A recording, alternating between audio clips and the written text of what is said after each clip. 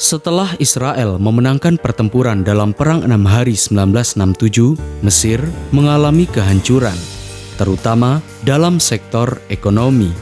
Sementara Israel kian di atas angin. Meski begitu, Mesir tidak tinggal diam. Di saat Israel merayakan kemenangannya, Mesir mulai menyiapkan segala sesuatunya untuk menggempur kembali Israel. Mulai dari permainan dua kaki Mesir, embargo minyak, hingga berbagai strategi untuk menggempur Israel dalam satu serangan di hari perayaan Yom Kippur.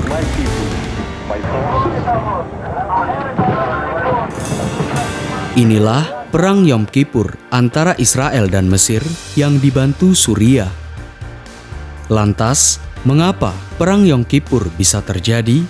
Dan bagaimana Mesir merancang berbagai strateginya? Video ini adalah video pertama mengenai Perang Yom Kippur yang terjadi pada tahun 1973.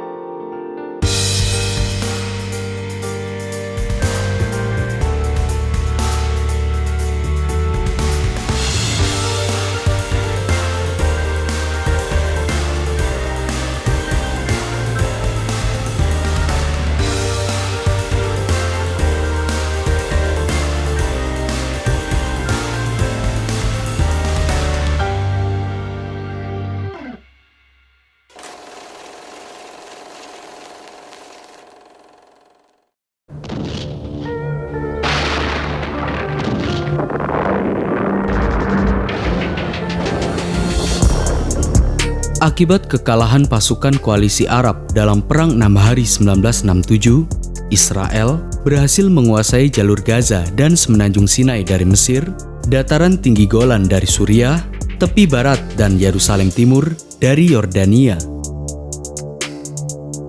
Sementara Mesir dan negara-negara Arab lainnya mengalami kehancuran dan keterpurukan, terutama dalam sektor ekonomi. Bahkan, akibat kekalahannya dalam perang, kala itu Presiden Gamal Abdul Nasir mengundurkan diri dari jabatannya. Namun, hal itu tidak terjadi lantaran protes dari rakyatnya. Hanya saja, pada tanggal 28 September 1970, Presiden Gamal Abdul Nasir meninggal dunia dan jabatan Presiden Mesir digantikan oleh Anwar Sadat.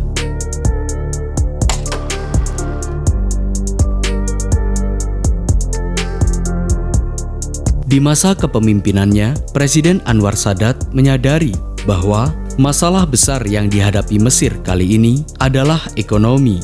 Dan untuk memulihkan ekonominya, Mesir harus merebut semenanjung Sinai. Sebenarnya, Presiden Sadat bisa merebut Sinai melalui perundingan dengan Israel. Hanya saja, ia menyadari bahwa perundingan ini akan mengalami kebuntuan. Selain itu, di waktu itu juga, AS dan Soviet telah menyepakati status quo di antara keduanya dalam konflik Arab-Israel. Tidak ada perdamaian, juga tidak ada perselisihan, sehingga mereka menjaga jarak dalam konflik Arab-Israel. Kondisi ini tentunya tidak menguntungkan Mesir, karena tanpa AS maupun Soviet, Presiden Sadat tidak akan bisa mengambil Sinai dengan tangan kosong. Oleh karenanya, untuk menarik perhatian AS, pada tahun 1972, pemerintah Mesir mengusir 21.000 penasehat militer Soviet. Alhasil, Presiden Sadat dapat dengan mudah menjalin hubungan diplomasi dengan AS yang kala itu dipimpin Presiden Richard Nixon. Tujuan kerjasama ini tak lain agar dapat menjadikan AS sebagai mediator untuk mengambil Sinai dari Israel. Hanya saja, meski ia bersedia menjalin hubungan diplomasi dengan Mesir, AS tidak akan tinggal diam jika Israel diserang. Melihat kondisi ini, Soviet kian mendekati Mesir dengan menawarkan berbagai bantuan yang berupa alutsista. Tentunya, Mesir menerima bantuan Soviet. Kondisi ini tentu mengakibatkan status quo AS Soviet dalam konflik Arab-Israel menjadi pudar. Alhasil, permainan dua kaki Mesir ini dinilai sukses. Terbukti pada Desember 1972 hingga Juni 1973, Soviet mengekspor persenjataan canggih ke Mesir lebih banyak dari sebelumnya. ومصر لها فضل على كل شعب منه. Menariknya, di saat itu juga Mesir secara diam-diam membuat aliansi dengan Suriah dan merencanakan sesuatu untuk menyerang Israel dengan tujuannya masing-masing, di mana Mesir bertujuan untuk merebut semenanjung Sinai dari Israel dan Suriah bertujuan untuk merebut dataran tinggi Golan dari Israel. Oleh karenanya, Mesir dan Suriah harus mempersiapkan segala sesuatunya dengan matang dan termasuk berbagai strateginya untuk menggempur Israel.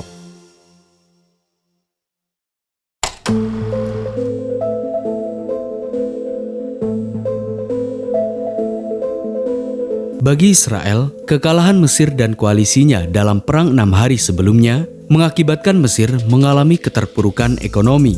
Oleh karenanya, Perdana Menteri Israel Golda Meir sama sekali tidak mengkhawatirkan ancaman daripada Mesir. Bahkan, ia lebih khawatir akan ancaman kelompok bersenjata Palestina yang semakin agresif. Pasalnya, pada sepanjang tahun 1970-an, pasukan Fatah Palestina seringkali melakukan serangan terhadap Israel, baik di perbatasan maupun dari luar. Sementara itu, hal yang tidak diketahui Israel, kala itu Mesir dan Suriah sudah melakukan berbagai persiapan dan strategi yang matang untuk menggempur Israel.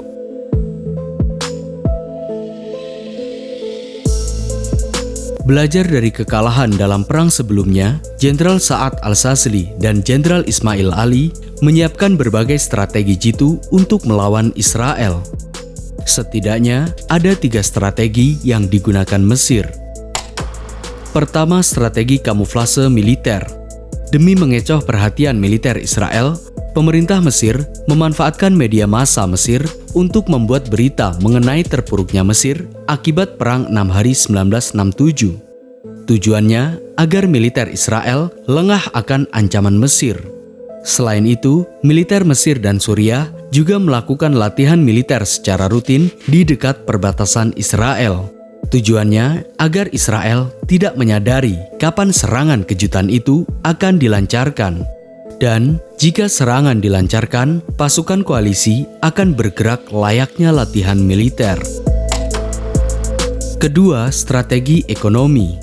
Jika bantuan alutsista Soviet tidak mampu menandingi kekuatan alutsista bantuan AS kepada Israel, maka Mesir akan bekerja sama dengan Arab Saudi dan negara Arab lainnya untuk memberi embargo minyak kepada AS.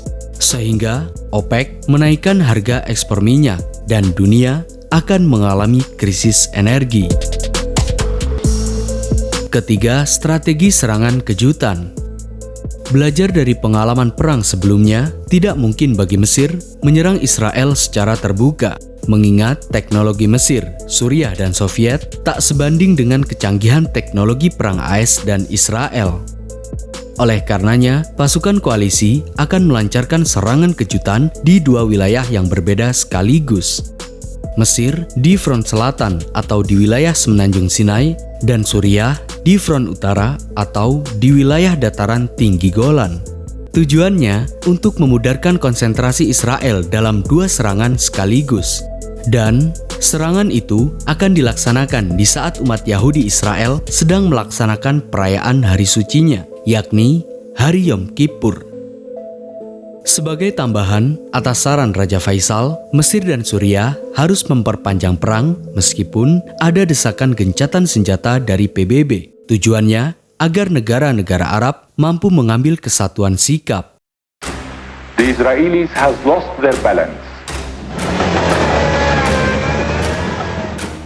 Dari ketiga strategi ini, hal yang sangat penting adalah serangan kejutan.